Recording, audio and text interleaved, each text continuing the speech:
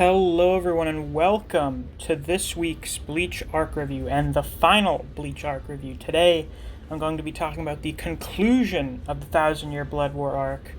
This week's video I'm going to format slightly different from my previous videos. Normally I talk about positives and then negatives. This time I'm just going to be talking about the features of the arc as a whole because I think the entire arc has overarching issues, and everything is just sort of really connected to each other. So that's how I'll go about it. And then once I'm done, I'm going to get into my final thoughts on Bleach as a whole. Okay, so the majority of this part of the arc is just fighting. Like, almost everything is just characters fighting each other. There's basically no end to it. You barely get any sort of breather in between the fights. And I'd say for the most part, they're all very good. I'd say all of the fights against the various members of the Schutzstaffel had something about them that made them very entertaining. The final fights against Yuha were good, but I would say the last one has serious glaring issues. I guess I'll just go through them all. The Pernida fight was great for Mayuri. Mayuri hadn't really gotten, like, a really great character moment, like, to show him as a character, not just his capabilities, in quite some time. And we also got developments with Nemu, so that was great. The fight against Lily Baro, I mean, we got to see Shunsui's Bankai, and holy shit, that thing is busted. It's also really cool. Just the way he goes through the various Dons. And Don 4, man, that's a good page. That is a good-ass panel. And of course we got to see Nanao do stuff, finally, which was good, although I have some issues with it. The fight against Askin was probably one of the better fights of the arc, to be totally honest, for various reasons. We finally got to see Urahara's Bankai.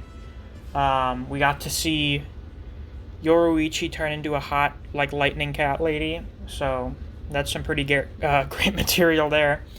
And then we got to see Grimmjow do stuff. Finally. So all of the Schutzstaffel fights. Oh, right, Gerard, of course. Yeah, I mean, what didn't we get to see in the Gerard fight? We got to see Kenpachi's Bankai, we got to see adult Toshiro for some reason.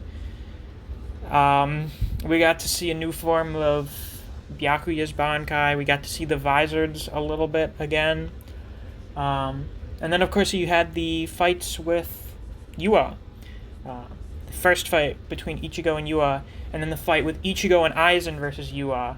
I have to say, seeing Aizen come back again for this final fight, and the shit he pulls off in it, was just fucking amazing. I see, so you think you're looking at Ichigo Kurosaki. Fascinating. That's a fucking goated moment right there. I would say the only real problem I have with Aizen is that we see him use Hado 99. What was it again? Genryu Tenmetsu?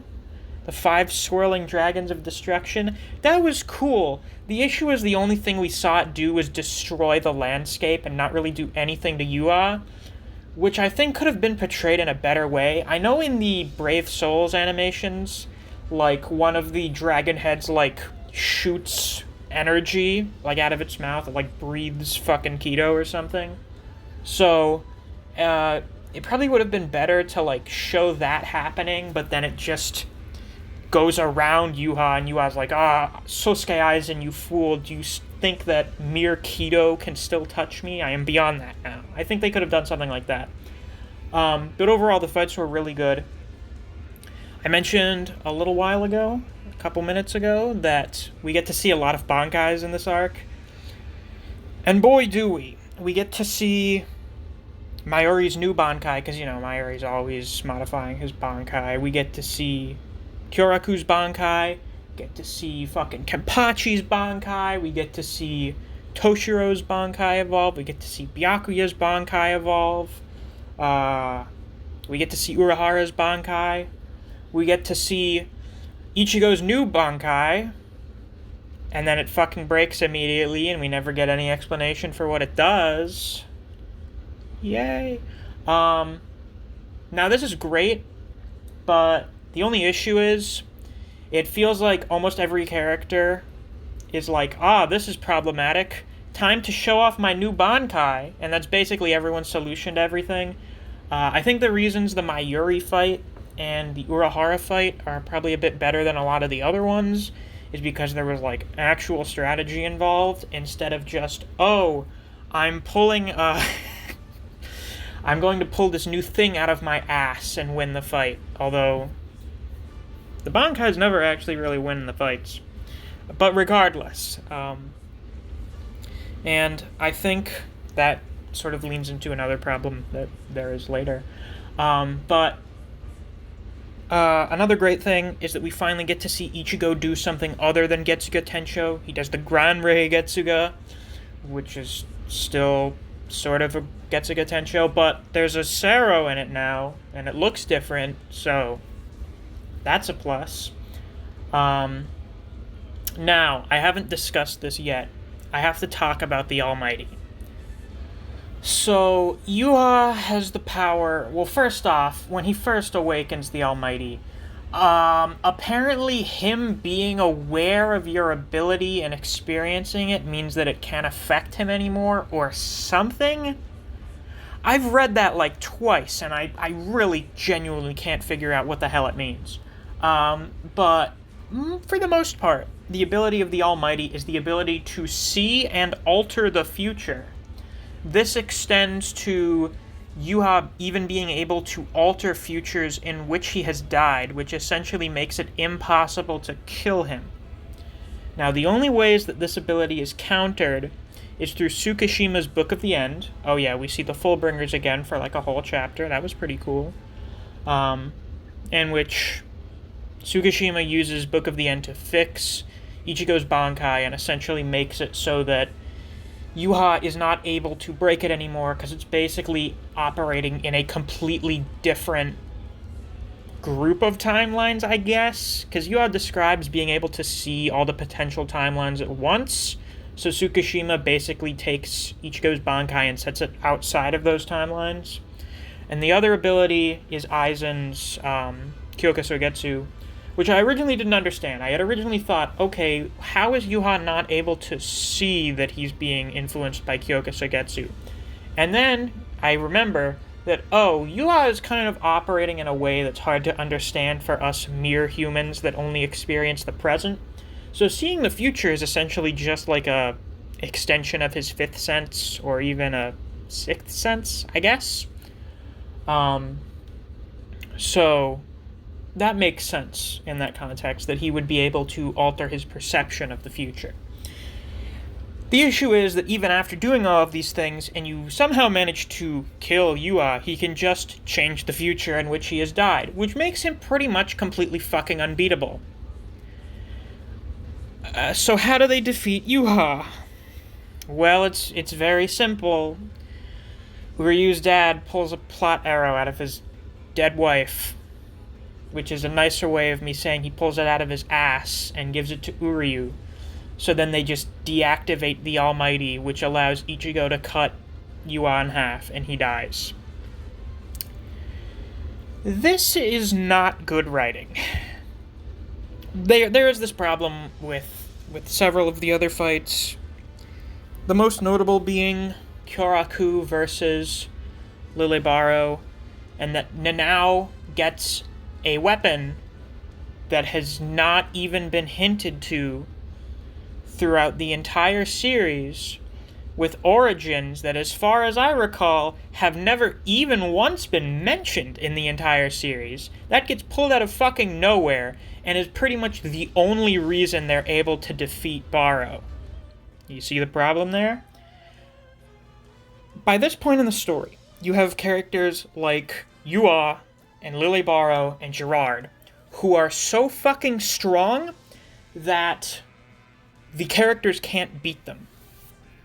Gerard is much more reasonable because we already established that the Ashwelin just kills the Quincy if they're directly exposed to it, or if he wants to get more power out of it. So that one was acceptable. But with Baro, you had Kyoraku pulling Nanao's fucking Zanpakuto out of nowhere. And it's just like, oh, it just so happens that this was used to fight gods and is meant to reflect the light of God. How convenient that that's exactly what the enemy we're fighting uses. Wow. And with Yuha, you had a fucking plot arrow that was created in, like, the last 10 chapters of the series. Just out of nowhere. And it just deactivates his ability. So it's not even through Ichigo's own strength or training that he overcomes Yuha. It's through a plot device that just comes out of nowhere and deactivates his powers for a second. This fucking sucks. I don't know what you want me to tell you. Like, this isn't good. That's a really fucking bad way to address a conflict in a story, is you have the characters do everything in their power, and then, oh, here's this thing that hasn't been established until right now, and then it just lets them win. That's really shitty writing. I don't know. I'm trying to be nice here. I mean, like, I genuinely really like this arc overall, but these issues are, like, so fucking glaring that I just can't, like, override them. I can't just ignore these issues. Like, there's serious, major fucking problems. And I think this is more reflective of a lot of problems with Bleach, and that a lot of the fights are basically resolved by a character pulling out a new ability that hasn't really been established, and then just winning. There's very little strategy involved in a lot of Bleach fights, which wouldn't be a problem if it was just characters whose whole thing is exerting strength. Like with Kenpachi. Kenpachi just being stronger than Gremmy, that's not an issue. And we were already establishing that he was going to get his Shikai. But him getting Bankai, like, immediately after getting his Shikai, pretty much, with no training. Like, I understand Kenpachi is super busted and strong, and that him getting his Bankai is pretty much, like, it's understandable that Kenpachi would probably unlock Bankai without much issue. But, like, it just sort of comes out of nowhere. And then you have Toshiro, who turns into an adult for some reason, because his Bankai matured, even though they had never really talked about it maturing ever. Like, what? I mean, at least with Kyoraku. With Kyoraku, they had mentioned his Bankai in the past. Like in Fake Karakura, Ukitake. Oh my fucking god, I almost forgot about talking about Ukitake. I'll get into that in a second. Ukitake is like, yeah, your Bankai is probably not great to use here around other people. So it's like, alright, we'll have to wait to see his Bankai. And then he shows it off, and you're like, oh yeah, using that in Fake Karakura would have been a really bad idea. You would have killed everyone. So, like, that's understandable, and we know Mayuri is able to modify his Bankai, so it having a new form is, like, no surprise at all. And we know Byakuya got training. So with some characters, you're like, oh yes, of course they're able to have this new power. But with a lot of characters, it just fucking comes out of nowhere, and then they explain it after the fact, or they don't explain it at all. It's like, it's the final Getsuga Tensho, but on a lesser scale, but spread out throughout the entire series.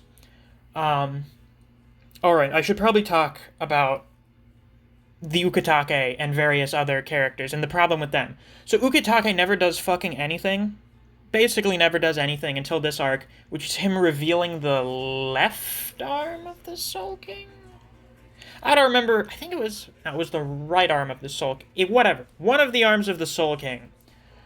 He reveals that. It saved his life, and because he had ghost tuberculosis since he was a child, it came to him and basically fused with his body to keep him alive.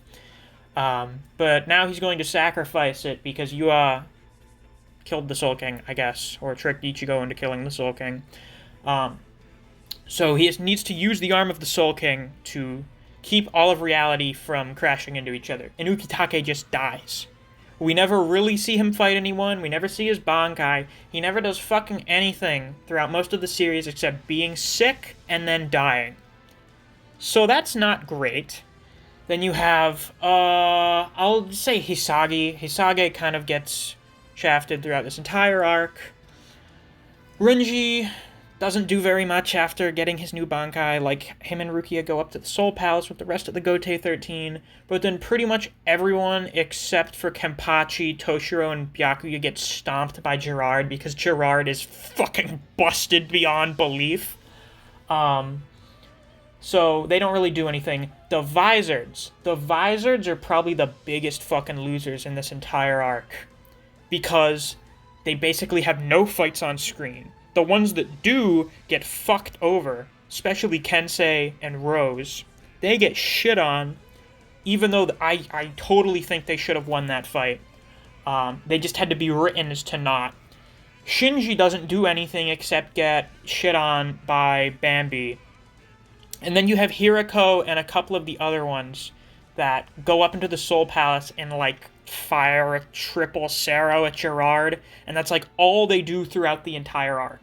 The fucking, the Vizards were, like, this super cool new third-party group that got introduced in Hueco Mundo arc, and at the end of the Fullbringer arc, you're like, oh shit, Shinji, Kensei, and Rose are all, like, captains now. Oh boy, I sure do hope I get to see them doing captain stuff. Boy, must you guys have been fucking disappointed. I know I was. It makes a lot of characters feel pointless. Like, why are they even there? What was even the point of having them? You had them around for, like, one arc to do an important thing. Like Hisagi with the stuff with Tosen in Fake Karakura. It was like, yeah, nice. Never does anything again. I know he's one of the main characters of Can't Fear Your Own World. That is, like, that could not be less important. Because, honestly, if you have to tie up loose ends in a light novel, I'm assuming this is the purpose of Can't Fear Your Own World. I don't know if he just wanted to tell another Bleach story or something, but assuming that Can't Fear Your Own World was basically meant to tie up loose ends, that's like a failure of the writing of your manga. The idea is that you're supposed to wrap up the story of your manga, unless you plan on continuing the manga or doing another one or whatever. Having to write a light novel because you're basically like, oh yeah, I guess I didn't resolve a bunch of things in that series I finished. That's not great. I'm sorry if I sound like I'm hating really hard on Kubo and Bleach, and I'm really trying not to. But with the end of the series, and just the way it was done, all of these problems with Bleach just sort of come to a head. And it's just impossible to ignore them. So, yeah. I think I've already talked enough about the writing with, like, the fucking plot arrow being pulled out of nowhere, and oh god, the Haschwalth dream that felt like that just came out of nowhere. Like, he had a dream about Ichigo killing him with his original Shikai, which is actually the true form of his Zanpakuto, even though his true Zanpakuto was supposed to be his two new Zanpakutos, because they didn't involve his... I don't fucking know anymore. Like, I saw a theory on the subreddit about how his original Shikai was more of, like, a Quincy weapon because, like, Zangetsu was really, like, the traces of Yua in his blood, and that manifested itself.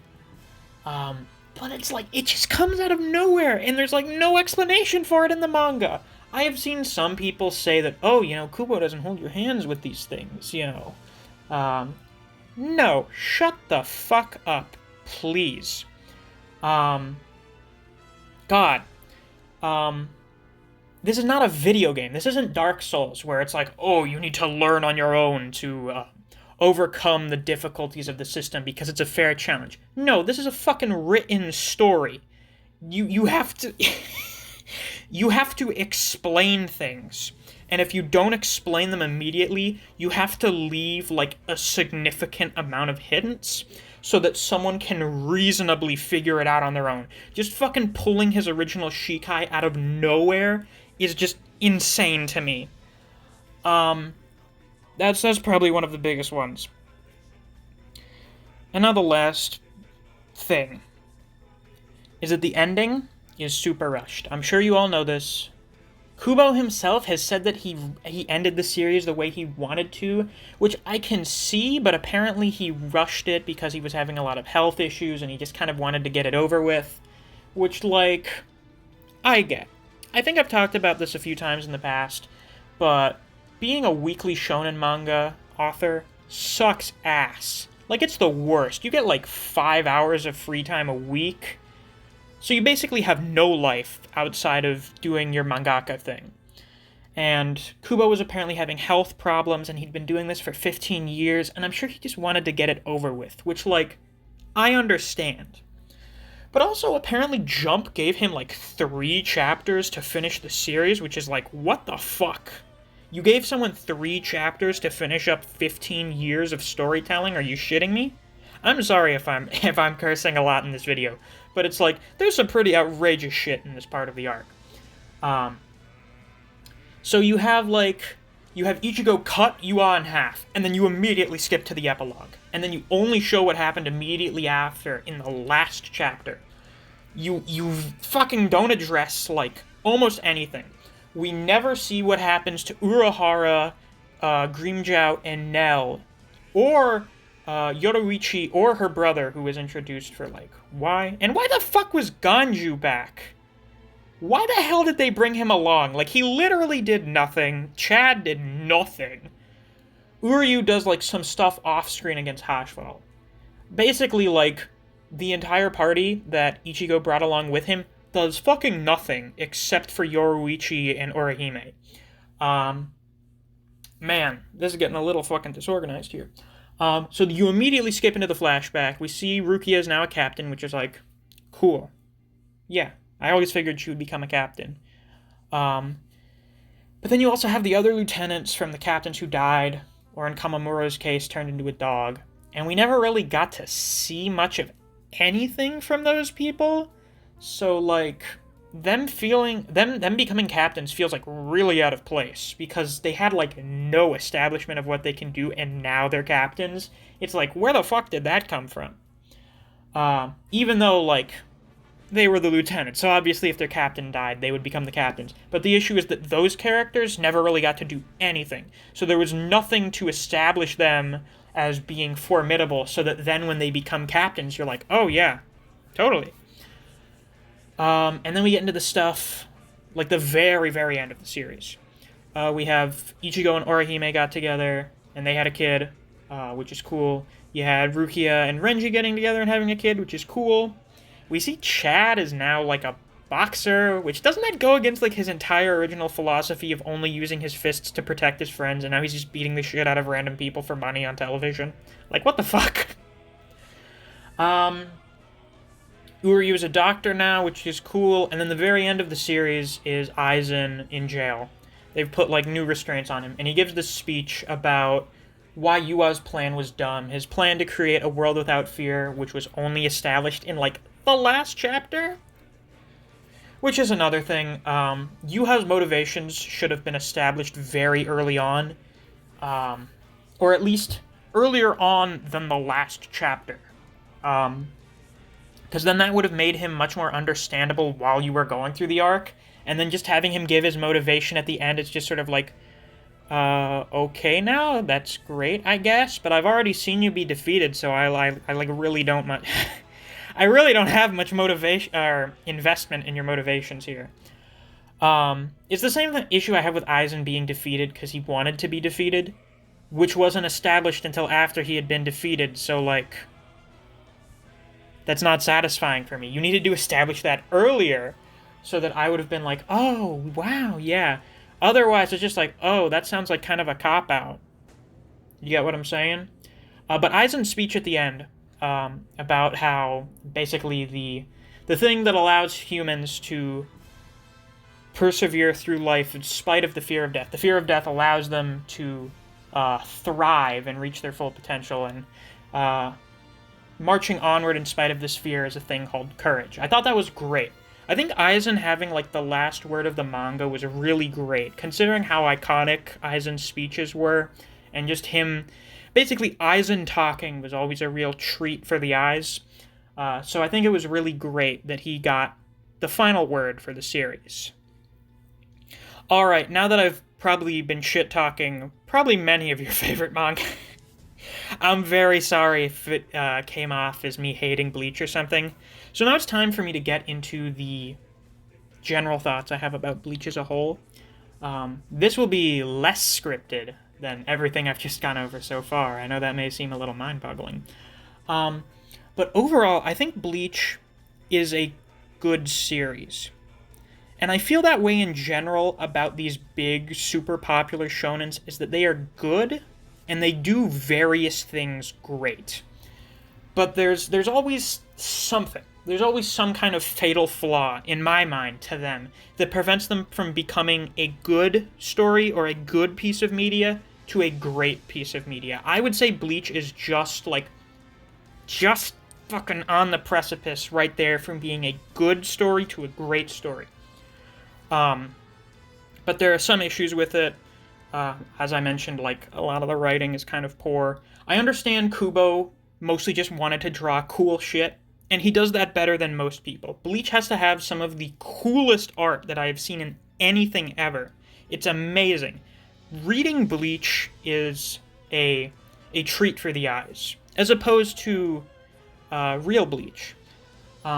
Like, reading through it and looking at his art it's a treat. It's a real pleasure just to go through it. I'm very glad that I switched from watching the anime to reading the manga about halfway through.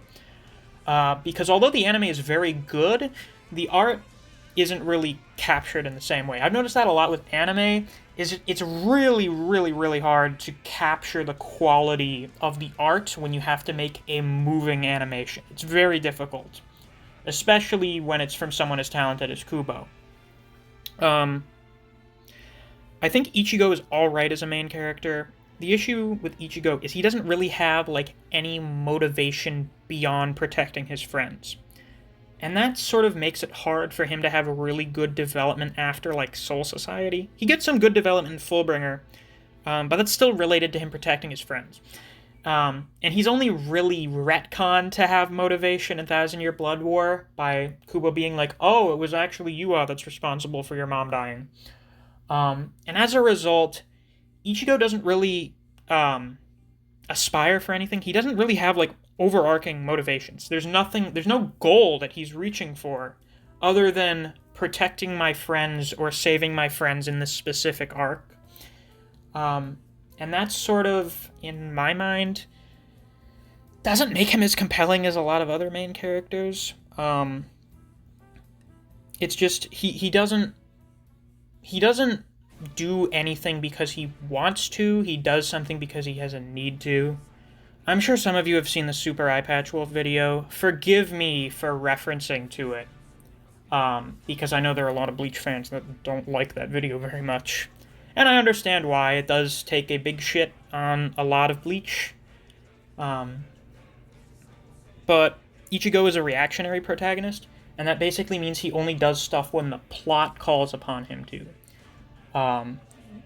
Which just sort of means that he's not very interesting. Like, he doesn't have these goals, these aspirations to strive for things like a lot of other main characters. I'll give my personal favorite modern example from a current series, that being Denji, from Chainsaw Man. Denji has, like, goals that he sets for himself, and he strives after these things. And even though they're, like, very mundane things, Chainsaw Man is, like, about very personal stories. And he gets a lot of development after searching after and achieving his various goals. And that just sort of feels like something that Ichigo never gets, because it feels like in every arc he's pretty much just doing the same exact thing. He has to protect his friends.